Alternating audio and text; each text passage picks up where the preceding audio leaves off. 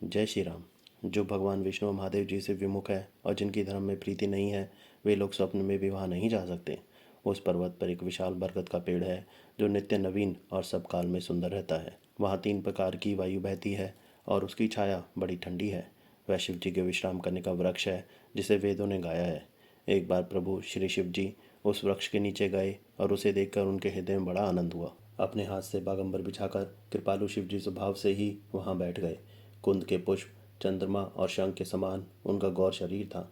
बड़ी लंबी भुजाएं थी और वे मुनियों के से वलकल वस्त्र धारण किए हुए थे। उनके चरण नए लाल कमल के समान थे।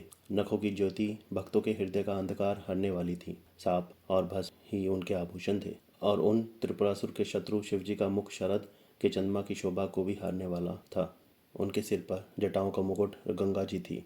कमल के समान बड़े बड़े नेत्र थे। उनका नीलकंठ था और वे सुंदरता के भंडार थे। उनके मस्तक पर द्वितीय का चंद्रमा शोभित था। कामदेव के शत्रु शिवजी वहां बैठे हुए ऐसे शोभित हो रहे थे मानो शांत रस ही शरीर धारण किए बैठा हो। अच्छा मौका जानकर शिवपत्नी माता पार्वती जी उनके पास गई। अपनी प्यारी पत्नी जानकर शिवजी ने उनका बहुत आदर सत्कार किया और अपनी बाईं ओर बैठने के लिए आसन दिया। पार्वती जी प्रसन्न होकर शिवजी के पास बैठ गई।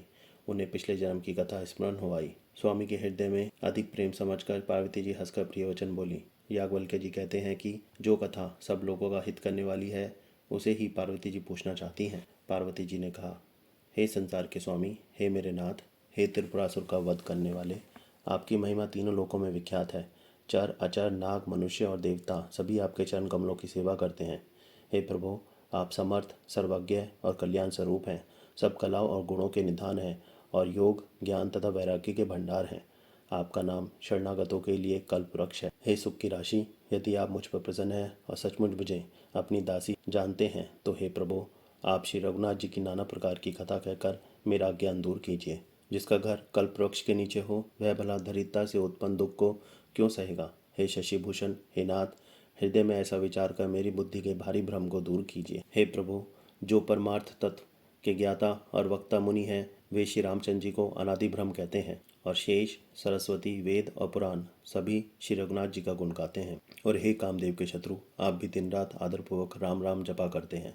ये राम वही अयोध्या के राजा के पुत्र हैं या अजन्मा निर्गुण और अगोचर कोई और राम है। यदि वे राजपुत्र हैं तो भ्रम कैसे, स्त्री के विरह में उनकी मति बावली कैसे हो गई।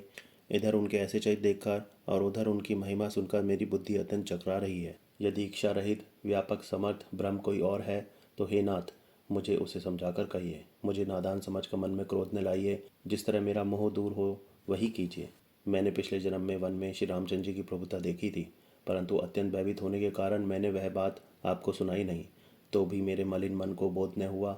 उसका फल भी मैंने अच्छी तरह पा लिया।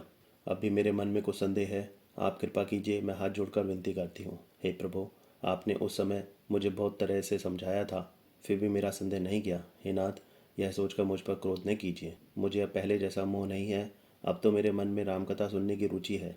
हे शेषनाग को अलंकार रूप में धारण करने वाले देवताओं के नाथ, आप श्री रामचंद्र जी के गुणों की पवित्र कथा कहिए। मैं पृथ्वी पर सिर टेक कर आपके चरण कमलों की वंदना करती हूँ और हाथ जोड़कर विनती करती हूँ।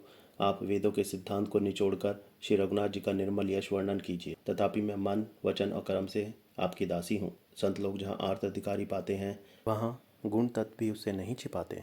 हे देवताओं के स्वामी, मैं बहुत ही आर्त भाव से पूछती हूँ, आप मुझ पर दया करके श्री रघुनाथ जी की कथा कहिए। पहले तो वह कारण विचार कर बतलाइए जिससे निर्गुण ब्रह्म सगुण रूप धारण करता है। फिर हे प्रभु, श्री रामचंद्र जी के अवतार की कथा कहिए तथा उनका आदर बालचरित कहिए। फिर जिस प्रकार उन्होंने श्री जानकी जी से विवाह किया वह कथा कहिए और फिर यह बतलाइए कि उन्होंने जो राज्य छोड़ा सो किस दोष से। हे नाथ, फिर उन्होंने वन में रहकर जो अपार चरित किए तथा जिस तरह रावण को मारा वह कहिए। हे सुख स्वरूप शंकर, फिर आप उन सारी लीलाओं को कहिए जो उन्होंने राज्य सिंहासन पर बैठकर की थी। हे कृपाधाम, फिर वह अद्भुत चरित कहिए जो श्री रामचंद्र जी ने किया। वे रघुकुल शिरोमणि प्रजा सहित किस प्रकार अपने धाम को गए। जय श्री राम।